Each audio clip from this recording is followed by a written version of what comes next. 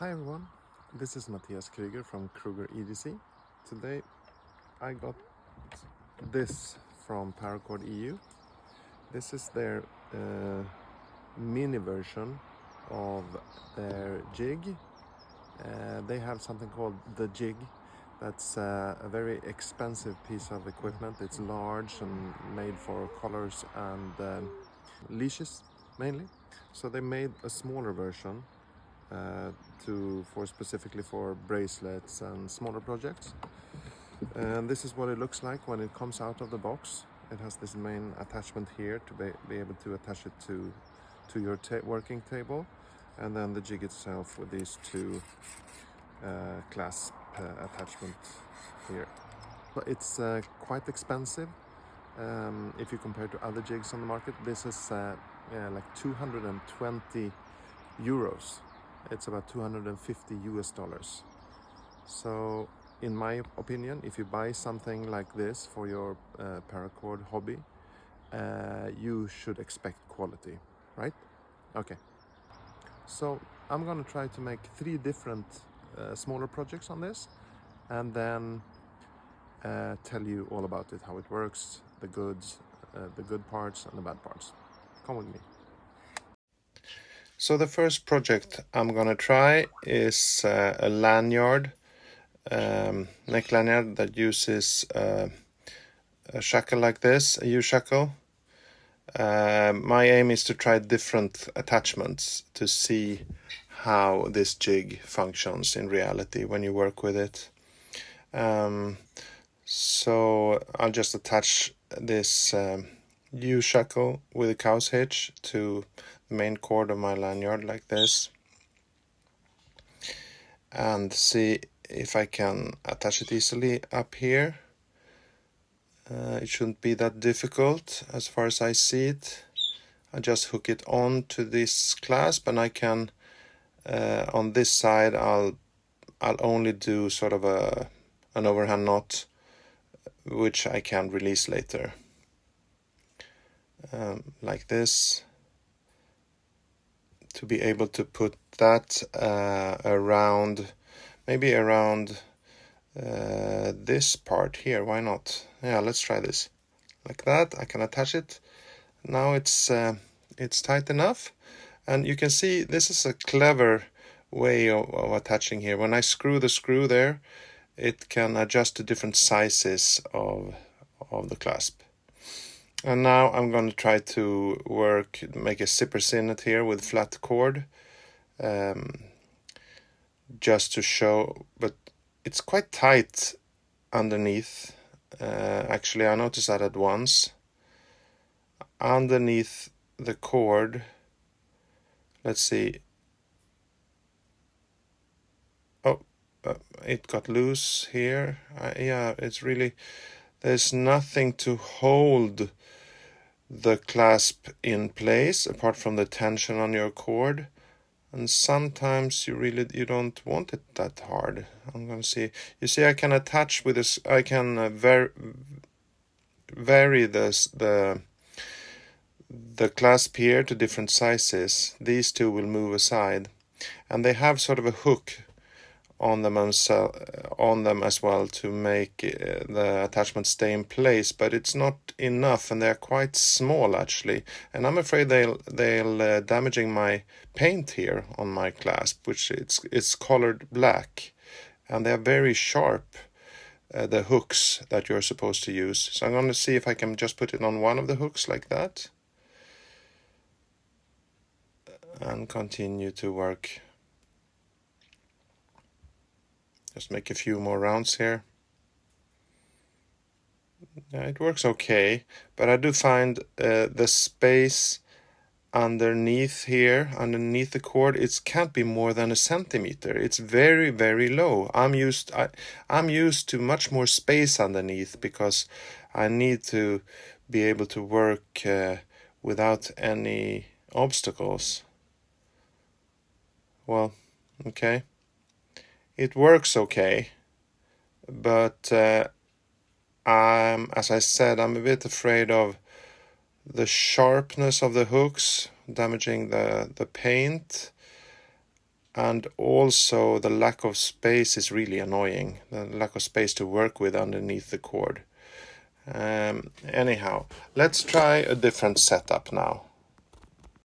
To finish my lanyard, I actually moved over to my old jig, to be honest.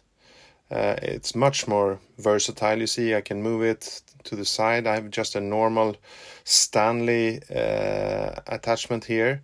I can move it back and forth and swivel around like this. None of this you could do with a mini jig. You could just flip it back and forth, and it's much harder, much sturdier, and I have space underneath to work. And there's also sort of there's a measuring board here on the side. So there's some features that are sorely missing, I would say. But anyhow, this was just to compare. Let's continue to my other setup on the mini jig over here. So for my second trial, I'm going to use a normal standard plastic snap buckle like this. I think this is what most people use. I don't use it a lot, to be honest. And yes, this fits nicely here, and it's easily held in place with those small hooks, and yeah, you can see I can't remove it. It's obvious that they made it for this kind of clasps, but it's like they forgot that there are so many other ways that you need to use your jig. Anyhow, so I'm just gonna go through here and then back around to make a 4-strand core. That was my idea. It's just a sample to show you how it works, like that. And then I want to sort of swivel the jig around so I can work from up towards the bottom, but no, I cannot move this jig in any other direction than up and down. So I actually have to remove the buckle, to be able to work from the angle that I want. I want to work from above towards the bottom. Okay, like that. I like how the parts where you attach your buckles move and feel. They are really quality materials that are used here. Steel and aluminium, I would guess. It's sort of industrial grade materials, quality, but it's like it's not really developed together with a professional paracorder. That's my opinion. So this works fine. Again, with a lack of space underneath the cord to work with, but it works fine. Okay, so for the third trial here, this is the kind of bracelet I mostly do, with a toggle here, like that, and then sort of 2 loops that I attach to the side. This is 80% of the bracelets I make use that kind of closure. So to illustrate that, how I measure my work is like I have a sample. I check to see the wrist size of my sample. This is 19, and if I'm going to make a 17, I'll first measure with this one that I know is for 19, a wrist size of 19. I set it up like this to the jig, and then I reduce it to the size that I want. So I would reduce it 2 centimeters, but there's no measuring tape here. So I have to guess. I mean, it's so easy. I will have to draw that myself or to attach it. Anyhow, so this is my setup. I'm gonna hook it on to the clasp up here. It should work fine just by opening it up and putting it in between. So you have those 2 small hooks on each side of my toggle like that. That should work fine. And down here, I'm gonna make the loop. Oh, okay, they got loose. So, I mean, it needs tension to stay in place, that's for sure. Because there's nothing else. I'm gonna hook it around one of the hooks like that instead. But then I'm a bit afraid of the sharp edges on these hooks, that they might damage both my cord and the paint on my toggle. But anyhow, let's go with this setup. I can clamp it together to keep it more thoroughly in place. And here, down here, I need to go around some kind of pole or stick to make those loops like this. And there is no possibility of doing that here on the jig. You see these loops, that's what I want to achieve, right? So I usually do that around some kind of attachment that I can't really see how I would do on this jig. I'm going to try with a spare part from one of my other jigs, like this one, to see if I can work it out. But honestly, I do think that such a basic feature should be part of what you get if you buy a jig for $250. So I could do it like this. It's very, very tight on space there, but it should work with tension on the cords. And here then I need to go back into my knot by the toggle to make a 4-strand core. So I'm going to go back into my knot, and then everything comes loose because I loosened the pressure or the tension, sorry, on the cords. Yeah, whatever. And here, yeah, I can just put it back once I get this setup done.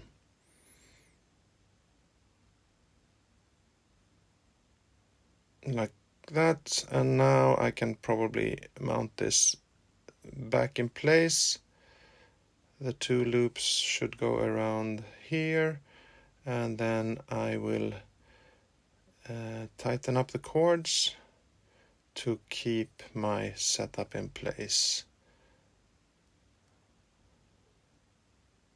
It probably works. Yeah, like this.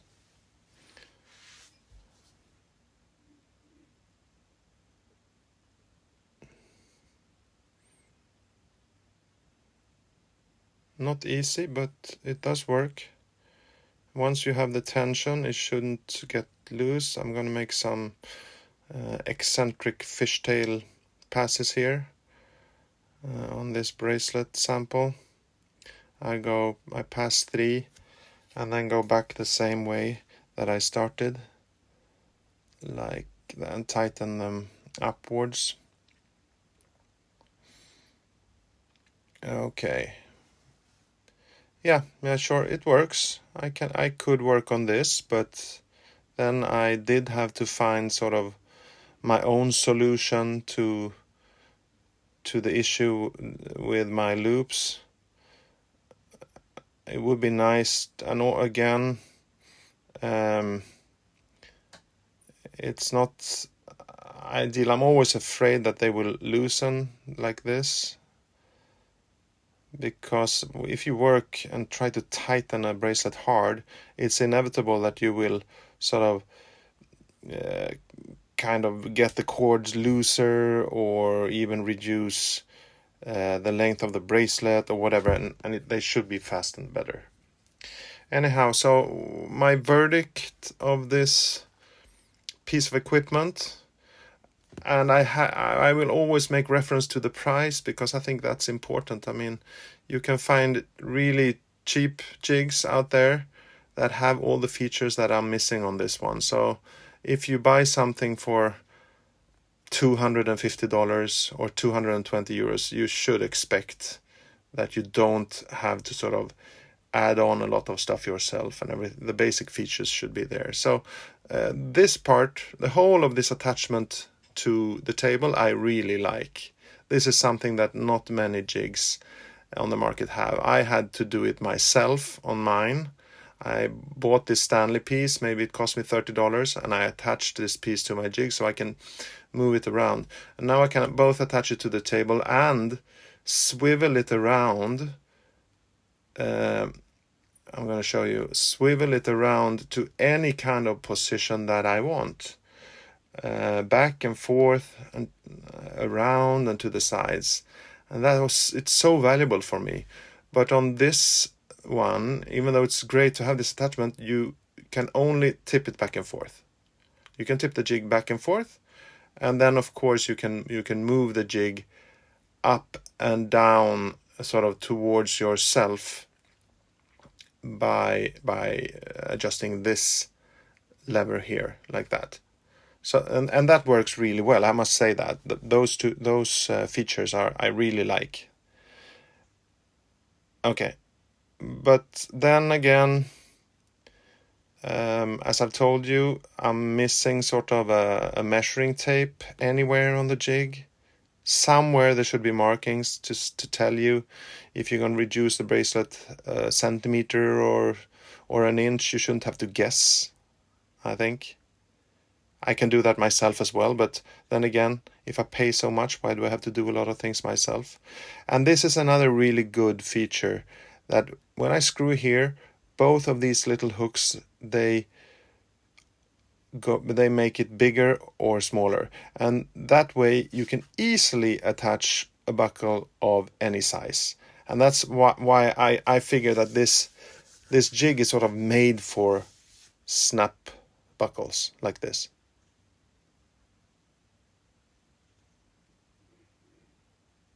But personally, I think I use 7 or 8 different kind of closures, and plastic snap buckles is the least important for me. I use kind of U-shackles, I use toggles, I use any kind of hooks. And this was very difficult to do here.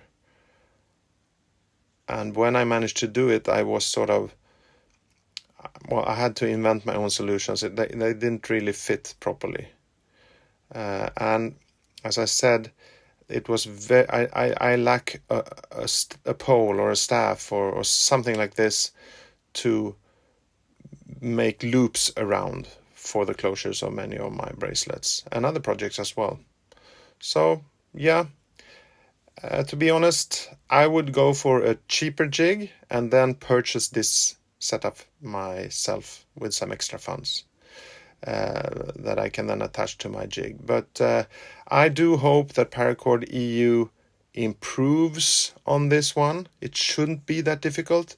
And then puts out a version 2, which I would definitely pay this amount of money for the sturdiness and the good materials they've used. Thank you for watching.